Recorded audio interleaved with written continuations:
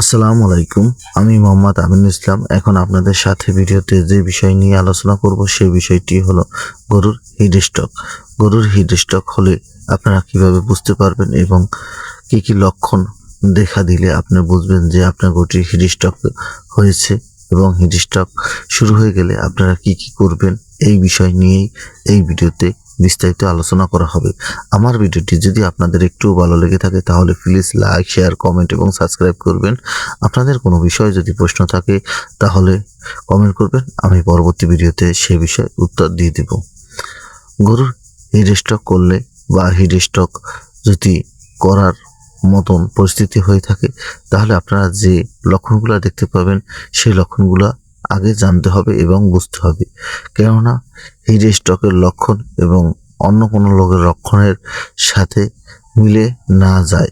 আপনারা কোনো সময় যখন হিট স্ট্রোক শুরু হয়ে যাবে তখন আপনারা কখনোই অ্যান্টিবায়োটিকের ট্রিটমেন্টের দিক যাবেন না বা কোনো ঔষধের দিক যাবেন না।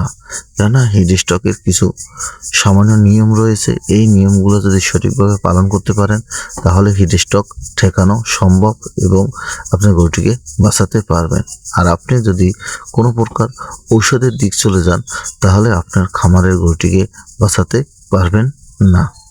হিট স্ট্রোকের প্রধানত লক্ষণ হলো গরুর শরীরের টেম্পারেচার বেড়ে যায়, গরু ঝুঁকতে থাকে, প্রাথমিক অবস্থায় আস্তে আস্তে ঝুঁকে এবং পরবর্তীতে বেশি আকারে ঝুঁকতে শুরু করে দেয়। মুখ দিয়ে লালা ঝরবে এবং গরু মুখের ভিতর লালা এবং ফেনায় ভরে যাবে এবং গরুর খাওয়া দাওয়া বন্ধ করে দিবে। গরু বারবার উঠবে, বসবে এবং গরুর শরীরের ভিতরে একটা অস্থিরতা অনুভূত হবে। গরু খাওয়া দাওয়া বন্ধ করে দেবে, জাবর কাটবে না। গরুর চোখের কোনা ঠালা হয়ে যাবে, দেখা যাবে গরু ডিহাইড্রেট বা পানি শূন্যতা দেখা দিচ্ছে এরকম হয়ে যায়। গরু সোজা হয়ে দাঁড়াতে পারে না, বারবার পড়ে যায় এবং গরুর খাওয়া দাওয়া বন্ধ করে দিবে। এরকম অবস্থায় যদি দেখতে পারেন তাহলে বুঝতে হবে যে আপনার গরুটি হিট স্ট্রোকের লক্ষণ দেখা দিয়েছে। এই সময় যখনই শ্বাসকষ্ট শুরু হয়ে যাবে বা মুখ দিয়ে লালা পড়বে এমন তো সময় যদি আপনি কোনো প্রকার অ্যান্টিবায়োটিক ব্যবহার করবেন না বা কোনো ঔষধ দিবেন না।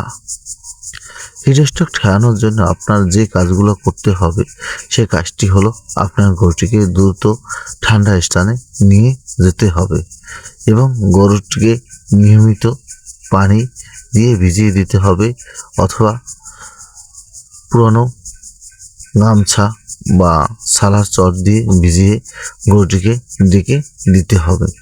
তাহলে দেখা যাবে আপনার গরুটি আস্তে আস্তে ঠান্ডা হয়ে যাবে এবং শ্বাস নিয়ন্ত্রণে আসবে।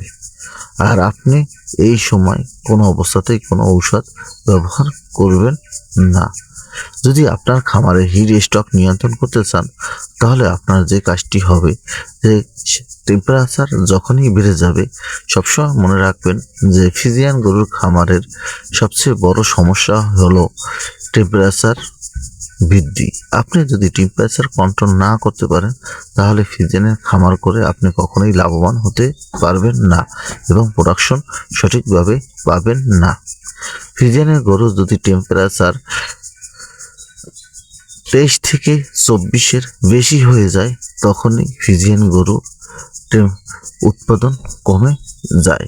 কিন্তু আমাদের দেশে যে ফ্রিজিয়ান গরুগুলো পালন করা হয় তারা সর্বোচ্চ 28 ডিগ্রি সেলসিয়াস তাপমাত্রা পর্যন্ত প্রোডাকশন ঠিক রাখতে পারে।